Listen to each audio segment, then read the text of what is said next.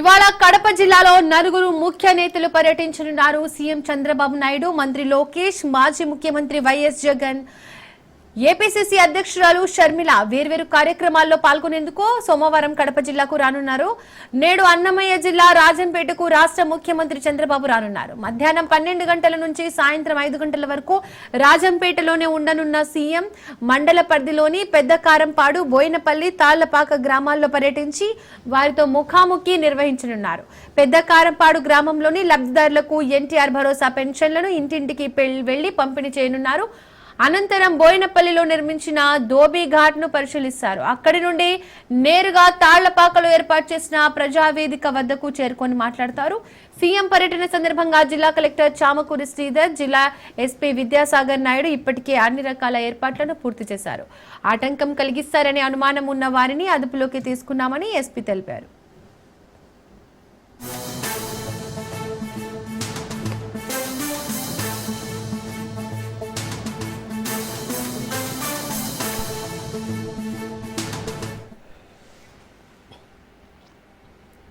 అలాగే కడప జిల్లాకు నేడు మాజీ ముఖ్యమంత్రి వైఎస్ జగన్ రానున్నారు. ఆయన ఇవాల్టి నుంచి 3 రోజుల పాటు కడప జిల్లాలో ఉంటారు. తండ్రి వర్ధంతి కార్యక్రమంతో పాటు పులివెందుల జడ్పీటీసీ ఓటమిపై పార్టీ క్యాడర్ తో భేటీ కానున్నారు. అలాగే మరుసటి రోజు లింగాల మండలంలో పర్యటిస్తారు.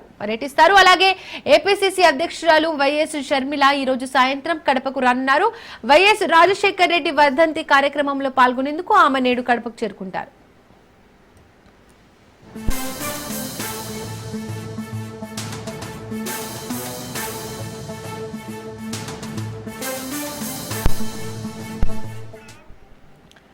ఇక దీనికి సంబంధించి మోర్ డీటెయిల్స్ మా ప్రతినిధి హుస్సేన్ అందిస్తారు. హుస్సేన్, ఒకేసారి కడపకు 3 నేతలు రానున్నట్లుగా తెలుస్తోంది. దీనికి సంబంధించి డీటెయిల్స్ ఏంటి? Thank you Deepika. ఉమ్మడి కడప జిల్లాకు ఇవాళ 4 ప్రముఖ నేతలు రానుండటం విశేషంగా చెప్పుకోవచ్చు. వివిధ కార్యక్రమాల్లో పాల్గొనడానికి రాష్ట్ర ముఖ్యమంత్రి నారా చంద్రబాబు నాయుడు సహా మాజీ ముఖ్యమంత్రి వైఎస్ జగన్, తర్వాత రాష్ట్ర ఐటీ శాఖ మంత్రి నారా లోకేష్, ఆంధ్రప్రదేశ్ కాంగ్రెస్ చీఫ్ అయినటువంటి వైఎస్ షర్మిలారెడ్డి ఎవరికి వారు వేరువేరుగా రానుండడం ఇవాళ కడప జిల్లాలో ప్రాధాన్యతను సంతరించుకుంది. తొలుతగా ఉమ్మడి కడప జిల్లాలోని రాజంపేట నియోజకవర్గంలో రాష్ట్ర ముఖ్యమంత్రి నారా చంద్రబాబు నాయుడు పర్యటించనున్నారు. ఎన్టీఆర్ భరోసా పథకం కింద లబ్ధిదారులకు ఆయన సామాజిక పెన్షన్లను సీఎం అంటే చంద్రబాబు ఇంటింటికి వెళ్లి పంపిణీ చేసేటువంటి అవకాశం ఉంది. తొలుత ఆయన రాజంపేట పరిధిలోని పెద్దకారంపల్లి గ్రామంలో వివిధ రకాల పెన్షన్లను లబ్ధిదారులకు మంజూరు చేయనున్నారు. అలాగే నేరుగా ఇంటింటికి వెళ్లినటువంటి ఆయన లబ్ధిదారులతో పథకాలకు సంబంధించి చర్చించేటువంటి అవకాశం కూడా ఉందని చెప్పుకోవచ్చు. అలాగే స్థానికంగా ఉంటున్నటువంటి సమస్యలపై కూడా ఆరా తీసే అవకాశం ఉంది. అనంతరం అక్కడి నుంచి రోడ్డు మార్గాన సమీపంలో ఉంటున్నటువంటి బోయినపల్లి గ్రామానికి చేరుకుంటారు ముఖ్యమంత్రి చంద్రబాబు నాయుడు. అక్కడ కొత్తగా నిర్మించినటువంటి ధోబీ ఘాట్ ను పరిశీలిస్తారు. అందుకు సంబంధించి స్థానికులతో కూడా మాటామంతి కార్యక్రమాన్ని అక్కడే ఉండి నిర్వహిస్తారు. ఆ తర్వాత తాళ్లపాక గ్రామంలో ఏర్పాటు చేసినటువంటి ప్రజావేదిక వద్దకు ముఖ్యమంత్రి చేరుకొని సభకు హాజరైనటువంటి వారిని ఉద్దేశించి ప్రసంగిస్తారు. ఆ తర్వాత సభలోని వారితో వారి సమస్యల గురించి కూడా ముఖాముఖి చర్చించేటువంటి అవకాశం ఉంది. ఈ కార్యక్రమం అనంతరం అక్కడే సోషల్ మీడియాకు సంబంధించినటువంటి యాక్టివిస్టులతో మాట్లాడేటువంటి అవకాశం ఉంది. ఇంకా చివరగా రాజంపేట పార్లమెంటుకు సంబంధించి ముఖ్య నేతలు, ప్రజాప్రతినిధులతో ప్రత్యేక సమావేశంలో పాల్గొంటారు ముఖ్యమంత్రి చంద్రబాబు. ఇప్పటికే రాజంపేట నియోజకవర్గంలో నేతల మధ్య విభేదాలు తారాస్థాయిగా ఉన్నటువంటి నేపథ్యంలో అందరినీ ఒకే తాటిపైకి రప్పించేటువంటి విధానంపై కూడా చంద్రబాబు చర్చించే అవకాశం ఉంది. రాజంపేట ఇన్ఛార్జ్ పదవి కోసం ఎంతో మంది పోటీ పడినా చివరిగా చంద్రబాబు చమర్చి జగన్మోహన్ రాజుకు నియమించడం జరిగింది. అందరినీ కలుపుకొని వెళ్లమని నేతలను ఆదించే అవకాశం కూడా లేకపోలేదు.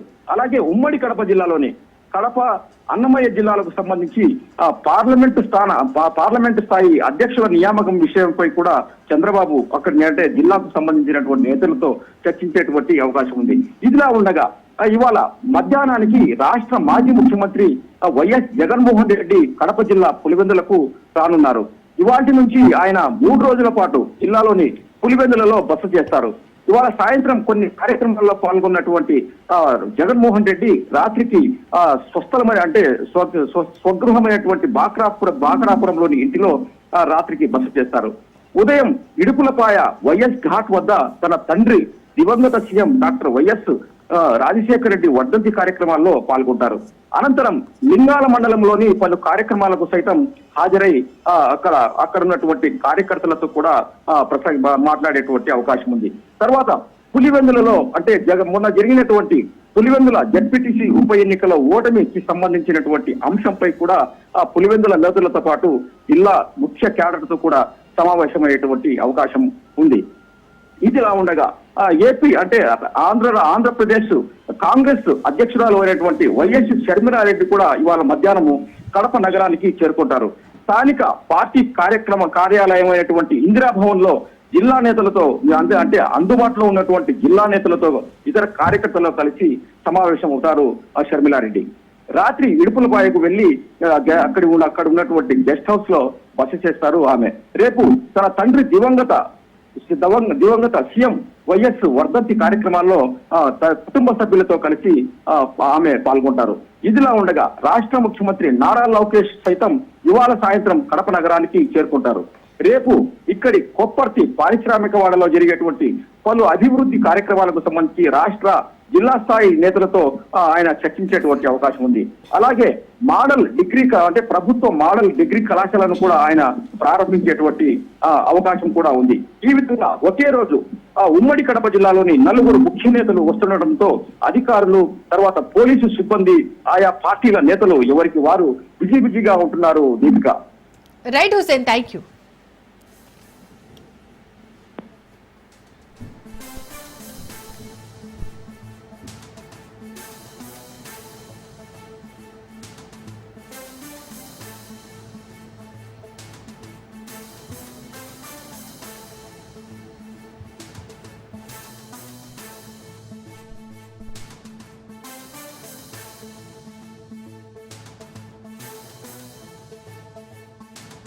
రాజంపేటలోని బోయన్పల్లి ఏరియాలో మనకి సీఎం గారి మీటింగ్ అనేది షెడ్యూల్ చేయడం జరిగింది.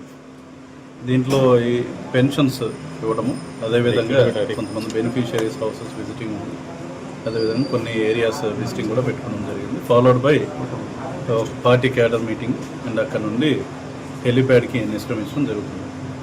దీనిలో భాగంగా అన్నమయ్య డిస్ట్రిక్ట్ పోలీస్ తరఫున we're arranging very strong Bandobast.